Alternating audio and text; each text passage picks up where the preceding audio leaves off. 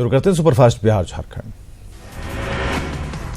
PM Modi आज से north east में चुनावी रैलियों की शुरुआत करेंगे। मिशन 2019 के लिए आज पीएम असम और अरुणाचल प्रदेश में रैली करेंगे। पीएम की रैली को लेकर सुरक्षा के पुख्ता इंतजाम किए गए हैं।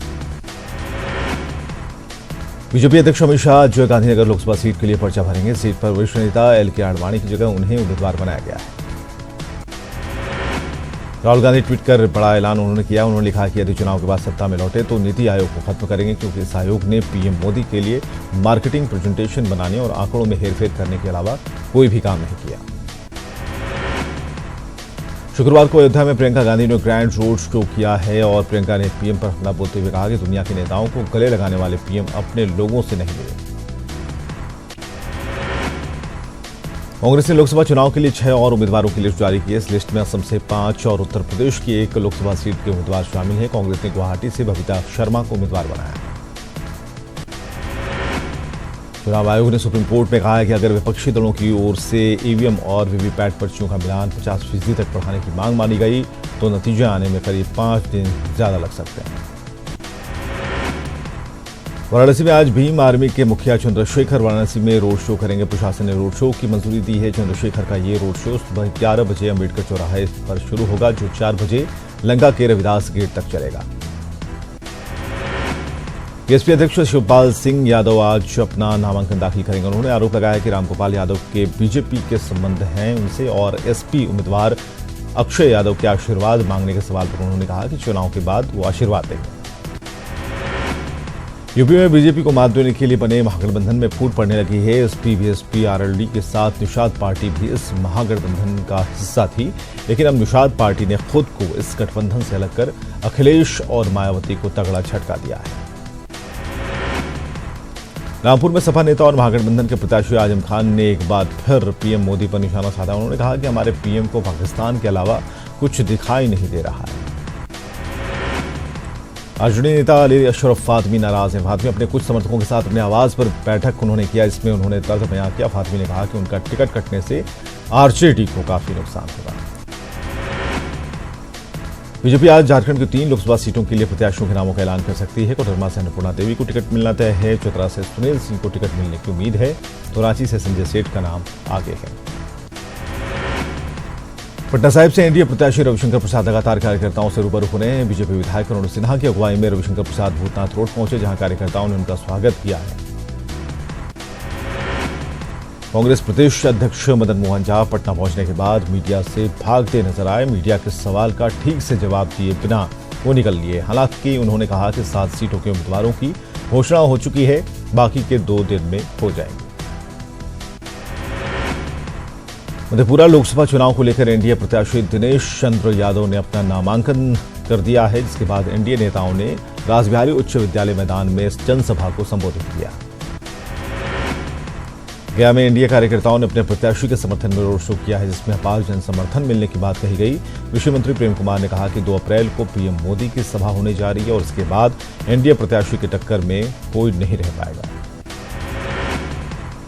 आरजेडी प्रत्याशी घोषित होने के बाद सुरेंद्र यादव पहली बार जहानाबाद पहुंचे, जहां समर्थकों ने उनका जोरदार स्वागत किया। सुरेंद्र यादव सबसे पहले हैदर सैलानी के मजार पर चादर पोशी की और फिर महागठबंधन की जीत का दावा किया। उपेंद्र कुशवाहा ने केंद्रीय मंत्रियों के सीएम नीतीश से मुलाकात पर शंका जाहिर की है। कुशवाहा ने कहा कि दिल्ली और बिहार की सत्ता मिलकर कुछ दुरुपयोग कर सकते हैं, और साथ ही उन्होंने कहा कि चुनाव को प्रभावित करने के लिए कुछ कर सकते हैं। किशनगंज के बेलवा स्कूल में तेजस्वी यादव ने कांग्रेस प्रत्याशी के समर्थन में जनसभा को संबोधित किया, और इस दौरान तेजस्वी यादव ने नाम लिए बगैर एआईएमआईएम प्रत्याशी अख्तरुल इस्लाम पर निशाना साधा और बीजेपी का बी टीम बताया। अररिया लोकसभा सीट से आरजेडी प्रत्याशी सरफराज आलम के नामांकन के बाद नेता प्रतिपक्ष तेजस्वी यादव ने एक चुनावी जनसभा को संबोधित किया। तेजस्वी यादव ने मंच से पीएम नरेंद्र मोदी और सीएम नीतीश कुमार पर निशाना साधा। भाजपा के फायर ब्रांड नेता गिरिराज सिंह उम्मीदवार घोषित होने के बाद पहली बार बेगूसराय पहुंचे, जहां उन्होंने सिमरिया गंगा धाम स्थित काली मंदिर में पूजा अर्चना की। बाद में काली मां से प्रार्थना की और जीत की मनोकामना मांगी। इस मौके पर गिरिराज सिंह के सैकड़ों समर्थक और भाजपा के कार्यकर्ता मौजूद रहे। गिरिराज सिंह ने कहा कि हमारी लड़ाई किसी पार्टी से नहीं बल्कि देश के गद्दारों से है, और हम गद्दार को ही परास्त करने के लिए बेगूसराय आए हैं। तीसरे चरण के लोकसभा चुनाव को लेकर नामांकन के दूसरे दिन अररिया से राजद प्रत्याशी सरफराज आलम ने पर्चा दाखिल किया है। राजद प्रत्याशी ने कहा कि बाढ़ और सुखाड़ से निजात दिलाना उनकी पहली प्राथमिकता है। पूर्वी चंपारण में भाजपा ने हरसुद्दे विधानसभा के कार्यकर्ताओं में उत्साह भरने के लिए मटरिया बाजार में सम्मेलन किया और जहां केंद्रीय कृषि मंत्री ने केंद्र और अपने कार्यों को गिनाया और कहा कि जनता इस बार काम के लिए वोट देगी।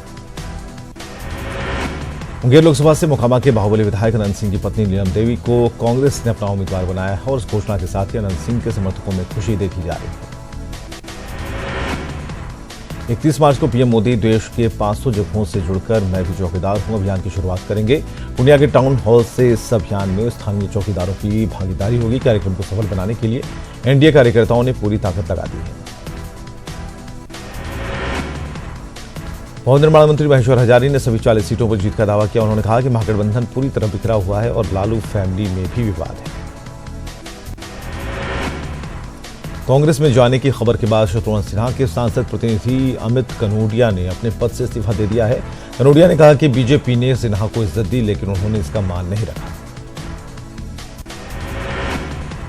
दूसरे चरण के नाम वापसी के दिन कटिहार से एक प्रत्याशी ने नामांकन वापस ले लिया। इसके बाद दूसरे चरण में 5 सीटों के लिए 69 प्रत्याशी चुनावी मैदान में रह गए। अररिया में तेजस्वी यादव की सभा के बाद पानी की बोतल लेने के लिए होड़ मच गई। छोटी गाड़ी से पानी की बोतल फेंके जा रहे थे और स्थानीय लोग बोतल लूटने में मशगूल थे। तेजस्वी यादव नेताजी सुभाष स्टेडियम में चुनावी सभा को संबोधित करने आए थे। झारखंड कांग्रेस ने प्रत्याशियों की स्क्रीनिंग कर ली है। अब 2 अप्रैल को होने वाली केंद्रीय चुनाव समिति की बैठक में इस पर चर्चा होगी और उसके बाद प्रत्याशियों के नामों का ऐलान हो सकता है। चतरा और पलामू को लेकर जारी विवाद पर झारखंड कांग्रेस के प्रभारी आरपीएन सिंह ने कहा है कि कांग्रेस ने जिस तरह से बिहार में बड़ा दिल दिखाया है उसी तरह से अब आरजेडी को भी झारखंड में बड़ा दिल दिखाना चाहिए। चतरा संसदीय क्षेत्र से आरजेडी के प्रत्याशी सुभाष यादव ने कहा कि कांग्रेस अगर चतरा में आरजेडी को मदद नहीं करती है तो इसका खराब असर होगा। उन्होंने कहा कि न सिर्फ झारखंड में बल्कि पूरे देश में इसका प्रभाव पड़ेगा। सुभाष यादव ने कहा कि चतरा और पलामू आरजेडी की परंपरागत सीट है और उस पर पहला हक भी आरजेडी का है। वहीं कांग्रेस नेता आलमगीर आलम ने दिल्ली में स्क्रीनिंग कमेटी की बैठक के बाद साफ कर दिया है कि कांग्रेस चतरा में अपने उम्मीदवार उतारेगी। धनबाद के पूर्व सांसद और पूर्व केंद्रीय राज्य मंत्री रीता वर्मा ने अपनी ही पार्टी के प्रत्याशी सांसद पीएन सिंह के खिलाफ मोर्चा खोला है और उन्हें धनबाद के लिए नकारा बताया।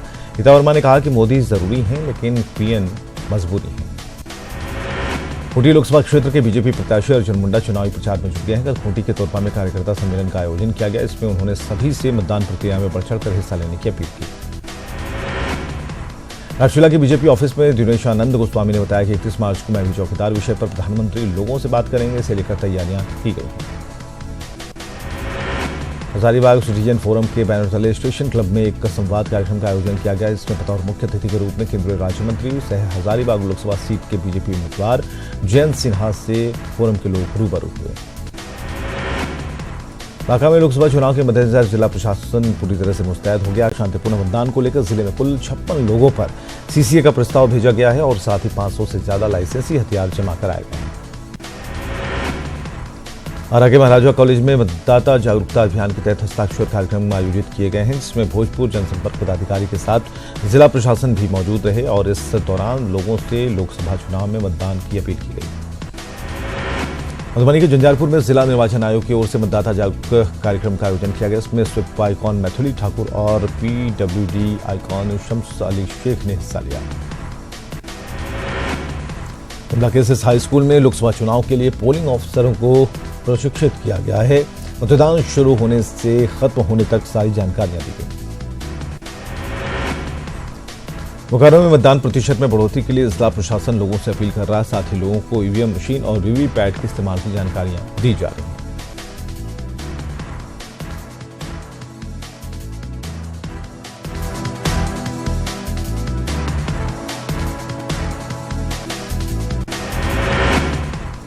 सिवान में लोकसभा चुनाव को देखते हुए सिवान पुलिस पूरी तरह से मुस्तैद दिख रही है। सिवान एसपी नवीन चंद्र झा ने सोशल मीडिया व्हाट्सएप ग्रुप पर नजर रखने के लिए टीम का गठन कर दिया है। भोजपुरी गायक खेसारी लाल यादव के एक गाने को लेकर कानूनी कार्रवाई किए जाने की मांग की गई। आपको बताएं कि बिहार में शराबबंदी है, लेकिन एक गाने में शराबबंदी का माहौल उड़ाया गया है। इसे लेकर हंगामा मचा है। बिहार बोर्ड के इंटरमीडिएट का परीक्षा परिणाम आज जारी होगा। दोपहर 1 बजे तीनों संकाय कला, विज्ञान, वाणिज्य और वोकेशनल का रिजल्ट एक साथ जारी किया जाएगा। शिक्षा विभाग के अपर सचिव R.K. महाजन और बोर्ड अध्यक्ष आनंद किशोर रिजल्ट को बोर्ड वेबसाइट पर जारी करेंगे। हाजीपुर में लोकसभा चुनाव को लेकर शराब माफिया के खिलाफ लगातार कार्रवाई जारी है। उत्पाद विभाग की टीम ने गंगा ब्रिज थाने के तेरसिया दियारा में 6 अवैध शराब भट्टियों को ध्वस्त कर दिया है। इसके बाद से शराब माफियाओं में हड़कंप है। खगड़िया के परबत्ता थाना पुलिस ने लगातार गांव में छापेमारी कर 50 लीटर देसी शराब और 100 लीटर अर्धदिन शराब नष्ट किया है। लगातार गांव में अनिल यादव की जमीन पर शराब का कारोबार चल रहा था। जमुई में बरहट थाने के बंदरा गांव में भूमि विवाद को लेकर मारपीट हुई है। दोनों पक्ष की ओर से 6 से ज्यादा लोग घायल हैं। इलाज के लिए सभी को सदर अस्पताल में भर्ती कराया गया है। सुपौल में पुलिस ने एक कार से 5,33,000 रुपए जब्त किए हैं। फपटियाही थाना क्षेत्र के सरायगढ़ फपटियाही बाजार में ये बरामदगी वाहन जांच के दौरान हुई है। मुंगेर पुलिस ने वाहन चोर गिरोह का भंडाफोड़ किया। पुलिस ने लखीसराय, मुंगेर और बाढ़ में छापेमारी के दौरान 4 चोरी की बाइक के साथ 6 लोगों को गिरफ्तार किया है। रांची के तमाड़ में गाड़ी से 10 लाख रुपए बरामद हुए हैं। पुलिस ने एक व्यक्ति को हिरासत में लिया है। रांची टाटा मार्ग पर पुलिस ने वाहन चेकिंग के दौरान ये पैसे बरामद किए। खगड़िया के चित्रगुप्त नगर के पास स्थित BSNL टेलीफोन एक्सचेंज के स्विच रूम में आग लग गई। फायर ब्रिगेड की 3 गाड़ियों ने आग पर काबू पाया। जमशेदपुर के कदमा थाना क्षेत्र में पिस्टल का भय दिखाकर लोगों से रंगदारी वसूलने का प्रयास कर रहे अपराधियों को लोगों ने पकड़कर धुनाई कर दी और फिर पुलिस के हवाले किया। कैमूर में ठेकेदार की दबंगई सामने आई है। सड़क निर्माण में अनियमितता को जब ग्रामीण ने उजागर किया तो ठेकेदार ने 3 लोगों के खिलाफ रंगदारी का मामला दर्ज करा दिया। मामला धौरा पहाड़ी के बढ़वान कला का है। रामगढ़ में घनी आबादी वाले क्षेत्र में शराब की दुकान खुलने से पहले ही उसका विरोध शुरू हो गया। स्थानीय महिलाओं ने DC और SDO को लिखित रूप से अपनी शिकायत दर्ज कराई थी। हजारीबाग के चर्चित अनु पाठक हत्याकांड मामले में डीजे प्रथम ने आरोपी पति विनोद पाठक को आजीवन कारावास की सजा सुनाई है। विनोद पाठक ने अपनी पत्नी अनु पाठक की बेरहमी से हत्या की थी। और जम्मू कश्मीर में आतंकियों की सफाई के लिए ऑपरेशन ऑल आउट जारी है। शुक्रवार देर रात से अनंतनाग के कोकरनाग इलाके में सुरक्षा बलों और आतंकियों के बीच मुठभेड़ जारी है। फिलहाल दोनों तरफ से रुक रुक कर फायरिंग हो रही है। सुरक्षा बलों ने पूरे इलाके को घेर रखा है। भगोड़े हीरा व्यापारी नीरव मोदी को लंदन की वेस्टमिंस्टर कोर्ट से बड़ा झटका लगा है। कोर्ट ने उसकी जमानत याचिका को नामंजूर कर दिया है। नीरव मोदी 26 अप्रैल तक जेल में रहेगा। वेस्टमिंस्टर कोर्ट में नीरव मोदी मामले की अगली सुनवाई 26 अप्रैल को होनी है। मामले की सुनवाई करते हुए जज ने कहा कि बैंक को काफी नुकसान हुआ है और सबूतों को नष्ट किया गया है। मुंबई के डोंगरी इलाके में DRI ने बड़ी कार्रवाई करते हुए करीब 106 किलोग्राम सोना और 1,81 लाख रुपए जब्त किए हैं। 7 तस्कर को भी गिरफ्तार किया गया है। तस्करों ने बताया कि इससे पहले 200 किलोग्राम सोने की तस्करी कर चुके हैं। असम के शिवसागर जिले में 50 से ज्यादा गिद्ध मर गए और इन गिद्धों की मौत मरे हुए जानवर के खाने से हुई है और ऐसा अनुमान लगाया जा रहा है कि जहरीले मांस खाने से इनकी मौत हुई। भूकंप या किसी भी तरह की प्राकृतिक आपदा आए तो इससे कैसे निपटना है, अमृतसर में NDRF ने मॉक ड्रिल किया और इस मौके पर सभी लोगों को बताया गया कि विपरीत परिस्थिति में क्या करना चाहिए और कैसे इस चुनौती से पार पाना चाहिए। मध्य प्रदेश के इंदौर चिड़ियाघर में गर्मी को लेकर काफी इंतजाम किए गए हैं। जानवरों को गर्मी से राहत देने के लिए पानी के साथ साथ कूलर का इंतजाम किया गया है। कई और भी उपकरण लगाए गए हैं। शेर और बाघों के बाड़े में फुहारे तक लगाए गए हैं। माधुरी दीक्षित ने साफ कर दिया है कि वो किसी दल से चुनाव नहीं लड़ेंगी। ऐसी खबरें थी कि माधुरी दीक्षित महाराष्ट्र के पुणे लोकसभा सीट से चुनाव लड़ेंगी, लेकिन दिग्गज एक्ट्रेस ने चुनाव लड़ने की सभी संभावनाओं को खारिज कर दिया। अभिनेत्री जैकलीन फर्नांडिस जल्द ही करण जौहर की फिल्म ट्राइब में नजर आएंगे। इसके अलावा वो सलमान खान के साथ किक 2 और कार्तिक आर्यन के साथ क्रिक पार्टी में भी नजर आएंगी। जैकलीन के बॉलीवुड में 10 साल पूरे हो गए हैं। एक्ट्रेस दिशा पाटनी ने बोल्ड अदाओं वाली कई तस्वीरें सोशल मीडिया पर जारी की हैं। उनके लुक को सोशल मीडिया पर काफी पसंद किया जा रहा है। एक्ट्रेस चित्रांगदा सिंह की बोल्ड तस्वीरें भी सोशल मीडिया पर छाई हुई हैं और अपनी सिंप्लिसिटी और खूबसूरती की वजह से वो बेहद लोकप्रिय हैं। एक्ट्रेस आलिया भट्ट की तस्वीरें भी सोशल मीडिया पर काफ़ी मशहूर हैं और इन दिनों आलिया भट्ट कलंक फिल्म के प्रमोशन में जुटी हैं। वो